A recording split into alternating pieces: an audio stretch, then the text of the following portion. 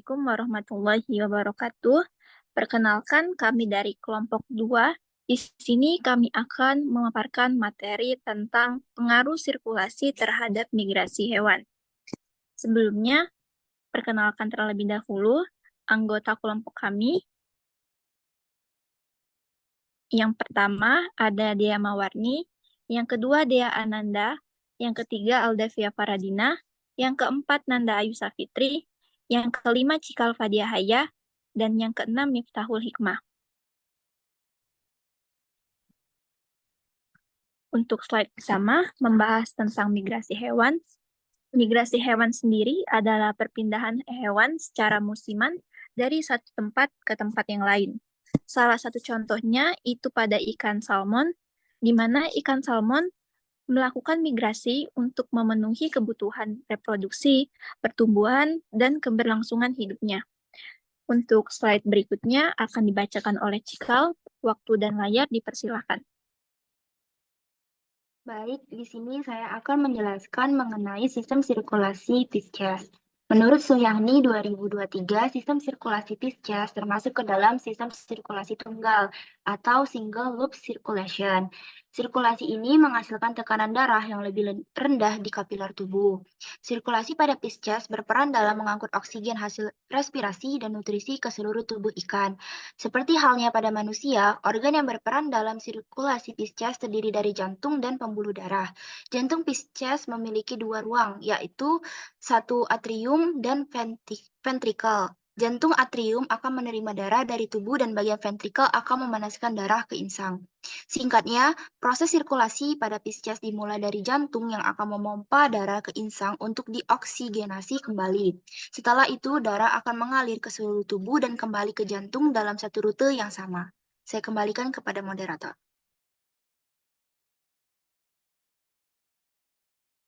Baik, terima kasih Cikal. Untuk slide berikutnya akan dijelaskan oleh Dea Mawarni. Kepada Dea, dipersilakan.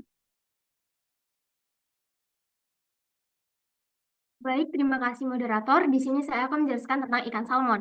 Ikan salmon spesifik dikenal karena migrasi berskala besar yang dapat membawa mereka ribuan kilometer dari sistem air tawar pedalaman tempat mereka memulai hidup. Kemudian, ke habitat laut yang kaya dan subur akan sumber daya makanan. Namun, salmon pada akhirnya akan kembali ke aliran sungai tempat mereka dilahirkan untuk bereproduksi dan kemudian siklus ini akan diulang oleh keturunannya. Dapat dilihat pada gambar, di sini ada beberapa siklus hidup dari salmon. Pertama, telur akan dibuahi, kemudian lanjut ke fase alevin, di mana fase alevin ini menjadi tahapan salmon masih memiliki kantung kuning telur yang menempel pada tubuhnya, yang menyediakan nutrisi untuk pertumbuhan awal. Kemudian lanjut ke fase fry, di mana fase fry ini kantung kuning telur yang untuk nutrisi pada fase alevin telah habis sehingga mereka mulai mencari makanan sendiri di lingkungan air tawar. Selanjutnya, fase akan dilanjutkan ke fase juvenil, di mana juvenil ini pada tahapan ini mereka terus berkembang dan mulai menunjukkan karakteristik yang lebih dewasa. Mereka masih berada di air tawar, namun mempersiapkan untuk migrasi ke lingkungan air laut. Selanjutnya akan berada di fase small, di mana fase small ini salmon akan mengalami perubahan fisiologis yang memungkinkan mereka beradaptasi dari lingkungan air tawar ke lingkungan air asin. Mereka kemudian bermigrasi ke laut untuk tumbuh dan berkembang lebih lanjut. Setelah tahapan dari small ini, ikan salmon akan mengalami fase sub dewasa, dan dewasa yang matang, di mana salmon akan menghabiskan beberapa tahun di laut sebelum kembali ke sungai tempat mereka dilahirkan untuk bertelur dan memulai siklus hidup kembali. Baik, saya kembalikan ke moderator. Baik, terima kasih Dea Mawarni. Untuk slide berikutnya akan dijelaskan oleh Miftahul Hikmah. Kepada Miftahul, dipersilakan. Baik, terima kasih moderator. Di sini saya akan menjelaskan sirkulasi salmon selama migrasi. Jantung ikan salmon memasuk oksigen ke jaringan tubuhnya yang dibutuhkan untuk mendukung peningkatan kebutuhan energi saat ikan salmon bermigrasi. Jantung ini sangat bergantung pada metabolisme aerobik untuk menjalankan fungsinya dan pasokan oksigen. Nah, pada saat ikan salmon meningkatkan kecepatan berenangnya, beberapa hal dapat terjadi, yaitu suhu air akan meningkat lebih tinggi atau terjadinya hipoksia lingkungan dan aliran darah koroner meningkat ke miokardium kompak ventricle. Nah, ini menunjukkan bahwa perfusi koroner jantung penting selama migrasi karena tantangan lingkungan dan fisiologis yang dihadapi oleh ikan. Jadi aliran darah koroner pada, migrasi ikan ini sangat penting untuk mempertahankan daya jelajah ikan selama migrasi. Saya kembalikan ke moderator. Baik, terima kasih Miftah. Untuk slide berikutnya akan dijelaskan oleh Dea Ananda. Kepada Dea dipersilakan. Baik, terima kasih kepada moderator atas waktu dan kesempatannya. Osmoregulasi pada ikan salmon sendiri merupakan proses fisiologis yang kompleks karena ikan ini mampu hidup di dua lingkungan dengan salinitas yang berbeda-beda, di mana yaitu dia dapat hidup di salinitas air tawar dan juga air laut. Proses disebutkan oleh Cook et al. 2011 bahwa proses osmoregulasi pada ikan saat pertama kali masuk ke air laut, konsentrasi kortisolnya dalam darahnya akan meningkat drastis dan konsentrasi ionnya juga meningkat. Nah, kortisol itu sendiri merupakan sebuah hormon steroid yang diproduksi oleh kelenjar adrenal yang berfungsi untuk mengatur stres atau juga biasa disebut dengan hormon stres. Faktanya, tingkat kematian di antara ikan salmon ketika mereka sedang mengalami transmigrasi, tingkat kematiannya itu lebih tinggi karena mereka kurangnya persiapan osmoregulasi. Dan salah satu hormon yang penting tadi yaitu adalah hormon kortisol yang juga sering kita sebut dengan hormon stres. Nah, fungsi hormon kortisol sendiri untuk mengatur tekanan darah dan juga kadar glukosa darah, mengatur fungsi kekebalan tubuh dan mekanisme sebagai antiinflamasi dan juga sebagai pengatur metabolisme dari ikan salmon itu sendiri. Mungkin saya kembalikan kepada moderator. Baik, terima kasih Dea Ananda. Untuk slide berikutnya akan dibacakan oleh Nanda Ayusa Fitri. Kepada Nanda dipersilakan.